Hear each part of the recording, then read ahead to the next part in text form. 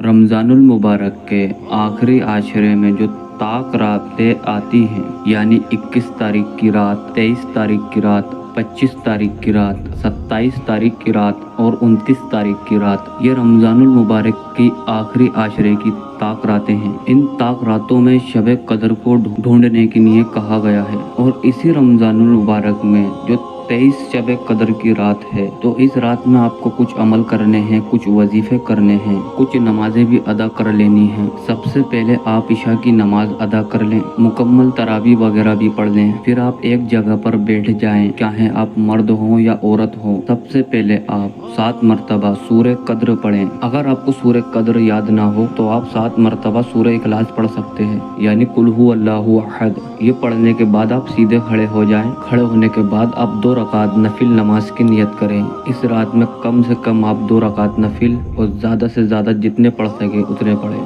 तो मैं आपको सिर्फ 2 रकात नमाज का तरीका बता रहा हूँ। इसी तरीके से आप जितनी चाहें उतनी रकात नमाज पढ़ सकते हैं। सबसे पहले आप नियत करें कि नियत की मैंने 2 रकात नमाज शब कदर के नफिल की, अल्लाह ताला के लिए मुँह मेरा काबे शरीफ की तरफ को, अल्लाहु अकबर। तो आप नियत बांधने के बाद 1 मरतबा सूरह फातिहा पढ़ेंगे, यानी अल्हम्दुलिल्लाहि रब्बिल आलमीन। आपको ये सूरत पूरी पढ़नी है। फिर इसके बाद आपको दोनों रकातों में सूरह कद्र ज़रूर पढ़नी है। इसके बाद सूरह इखलास दोनों ही रकात में 3-3 बार आपको पढ़ना है। फिर इसके बाद आप रुकू में जाएं, जैसे आप और नमाजें अदा करते हैं वैसे ही इस नमाज को अदा करें और सलाम फेरें। तो ये तरीका था शब कदर की 2 रकात नमाज नफिल पढ़ने का। वीडियो को लाइक कर चैनल को सब्सक्राइब ज़रूर करें।